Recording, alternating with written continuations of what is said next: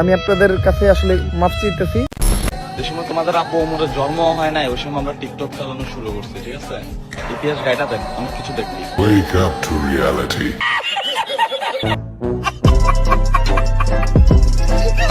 2025 সালে আব্বাকে নতুন করে আবার চিন্তা। Hello 2025, good morning.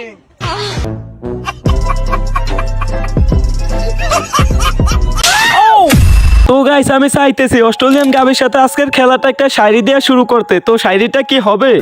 অস্ট্রেলিয়ান গাবির আছে দুইটা পম পম, আমার আছে কলা। আরে অস্ট্রেলিয়ান গাবির আছে দুইটা পম পম, আমার আছে কলা, তাই তো চলে আসলাম আজকে দিব তাকে ঠেলা। কি অবস্থা পোলা পায়? তোমাদের আব্বুকে নিয়ে কথা বলার কারণে তোমাদের অনেক জ্বলতেছে, তাই না?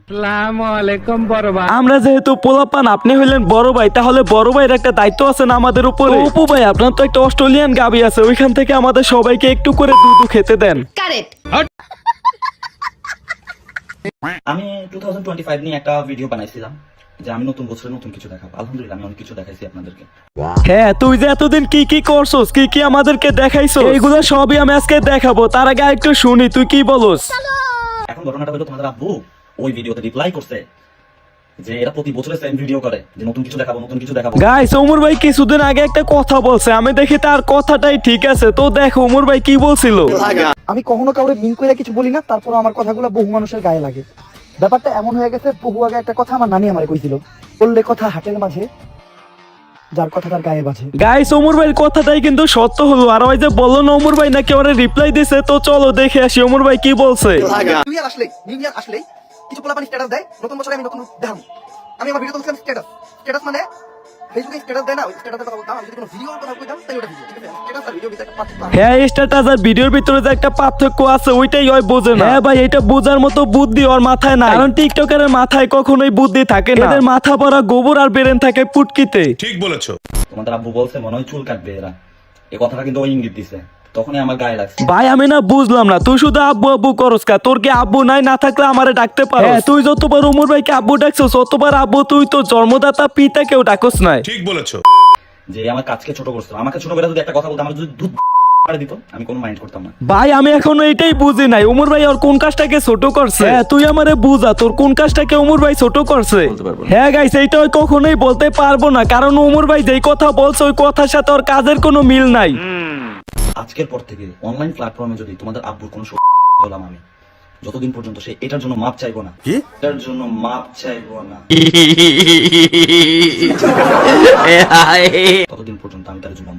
তো গাইস, এখানে প্রথম কথা হলো সে কোনো ভুল করে না, তাই মাপ চাওয়ার কোনো প্রশ্নই আসে না। গাইস, ওর মতো একটা বোকাচোদার কাছে নাকি মাপ চাইবো ওমরান ফায়ার, যে নাকি একটা অস্ট্রেলিয়ান গাবিকে নিয়ে ব্যবসা করতেছে, কোন রকম বিয়ে করা ছাড়াই একটা মেয়েকে নিয়ে অনলাইনে এসে দেহ ব্যবসা করতেছে, নোংরামি করতেছে, এগুলা দেখতেছে আর পোলাপান ওর কমেন্ট বক্সে প্রতিদিনই গালি দিতেছে। হ্যাঁ ভাই, ওই কিন্তু এগুলা নিয়ে কোনো কথা বলে না। যখনই দেখলো ওমরান ফায়ার অন্য মানুষকে মিন করে একটা কথা বলছে, ওই কথাকে ইচ্ছে করে ওর গায়ে লাগিয়ে এখন কন্ট্রোভার্সি করতেছে। কথা কি ক্লিয়ার না ভেজাল আছে?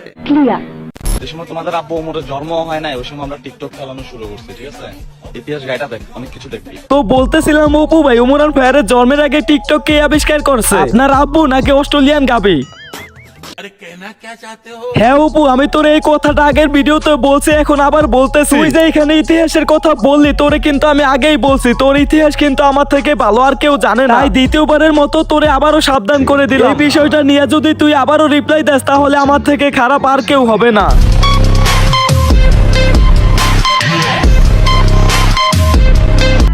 তো গাইস, তোমরা থাম্বনেলের উপরে লেখা দেখছো ক্ষমা চাইলো ওমরান ফায়ার, তো সে কার কাছে ক্ষমা চাইলো চলো তার মুখ থেকেই শুনে আসি। আমি আপনাদের কাছে আসলে মাফ চাইতেছি।